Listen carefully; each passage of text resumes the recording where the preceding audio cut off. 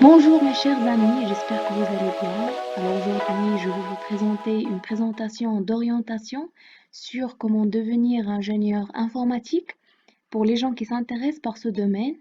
Je vais vous présenter dans cette présentation beaucoup d'informations qui peuvent vous aider à devenir un jour, Inch'Allah, ingénieur informatique. Alors, les points discutés dans cette présentation, je vais commencer par les capacités et les acquis que vous devez avoir avant de penser de faire de l'ingénierie. Aussi, après, je vais présenter les orientations que vous pouvez faire en baccalauréat et après baccalauréat. Par la suite, je vais présenter les filières disponibles dans le domaine d'informatique en général et plus précisément au Maroc et comme futur ingénieur en informatique.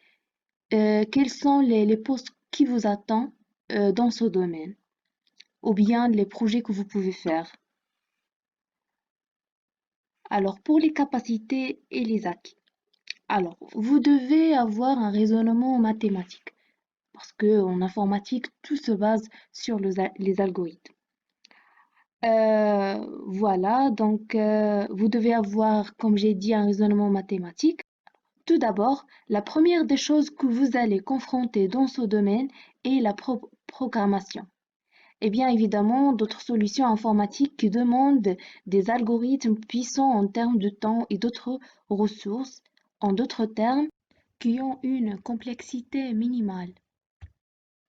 Vous devez aussi avoir un raisonnement analytique parce qu'un ingénieur informatique ne fait pas juste de la programmation, mais il doit avoir une capacité d'analyser et de faire une bonne conception, ce qui consiste, ou bien ce qui constitue une étape indispensable du cycle de vie d'un projet, autrement dit, dans le pilotage d'un projet. Alors, avoir un raisonnement analytique me paraît une chose indispensable. Aussi, la rigueur et la discipline en termes de travail. Et voilà, ici, la rigueur et la discipline, non seulement dans le domaine informatique, mais normalement dans tous les domaines, mais plus précisément en informatique parce qu'on a beaucoup de pistes un peu sensibles, comme si vous êtes responsable des grandes bases de données. Alors, un petit problème, il va vous coûter cher en termes de stockage de données, en termes de base de données, et il y a des branches en informatique que tout se base sur les données. Alors, une petite erreur va vous coûter une grande somme d'argent, par exemple des millions de dollars, si vous travaillez dans un grand organisme. Et cela à cause d'une perte de données ou bien un retard non attendu, soit en termes d'analyse ou autre chose. Vous allez être aussi des administrateurs systèmes et réseaux. La responsabilité est aussi élevée.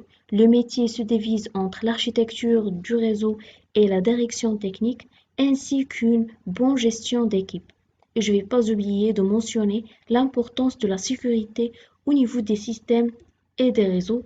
Et dans la plupart du temps, ce sont les failles de sécurité qui détruisent tout un système, alors une société, et on ne peut pas compter les dégâts en ce moment. Et vous pouvez aussi être des chefs de projet ou bien développer des projets dans des délais précis. Alors vous devez avoir de la rigueur et la discipline en termes de délais, en termes de travail.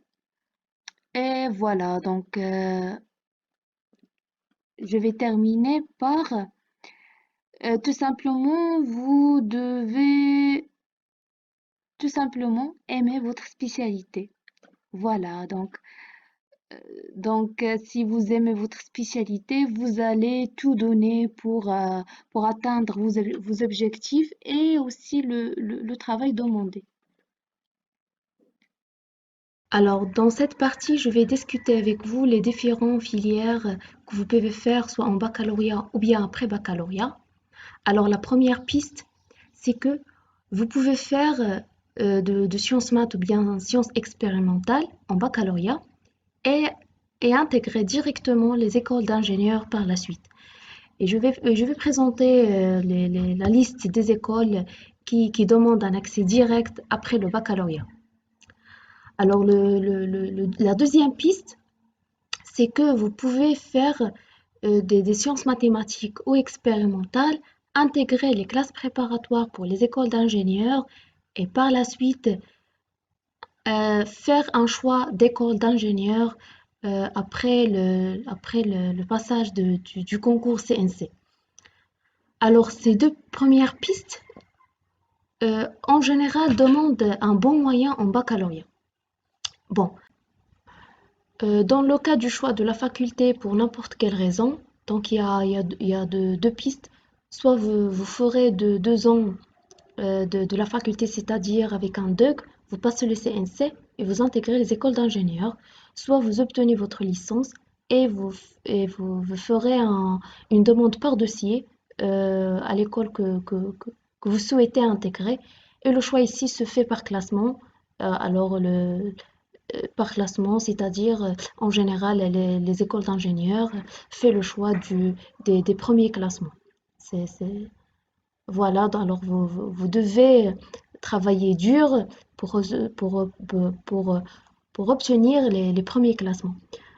La dernière piste, c'est euh, faire un cycle d'ingénieur à l'EFST et vous obtenez votre diplôme d'ingénieur et vous allez être un ingénieur d'État avec tous les droits d'un ingénieur. Voilà.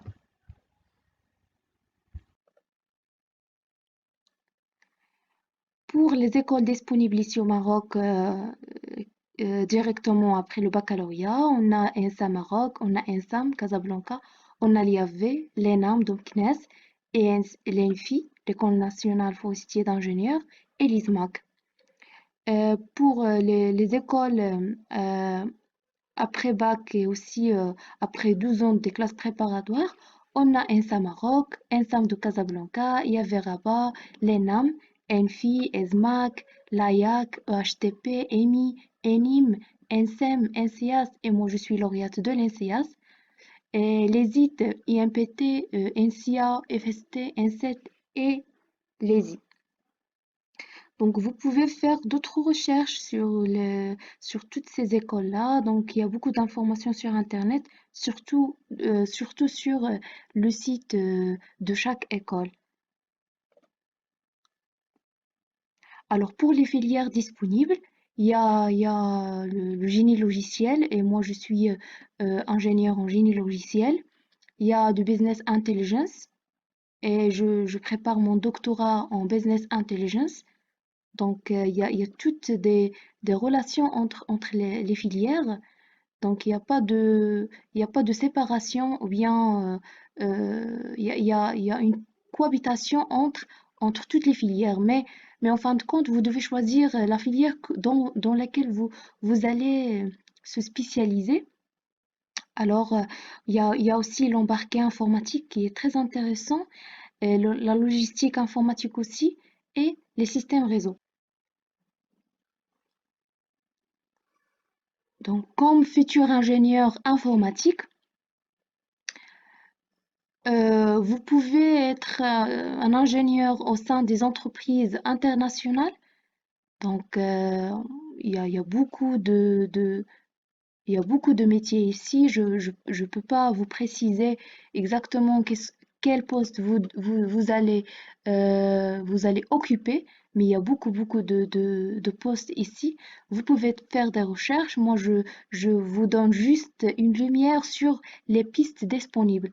Vous pouvez aussi être des chefs de projet, mais ce point-là, c'est après au moins 5 ans d'expérience comme ingénieur au sein des entreprises internationales. Par la suite, vous pouvez occuper des chefs de projet. Voilà, donc, ou bien par la suite, pourquoi pas faire votre propre projet. Et moi, pour ce troisième point, je vous conseille d'avoir tout d'abord une expérience dans des entreprises, soit au niveau national ou bien international, et par la suite, vous pouvez se lancer et faire votre propre projet.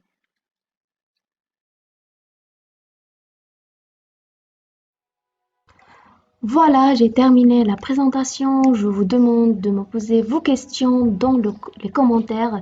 Comme ça, je peux faire une autre vidéo à base de vos questions pour vous répondre, bien sûr. J'ai beaucoup d'expérience et je pourrai vous aider.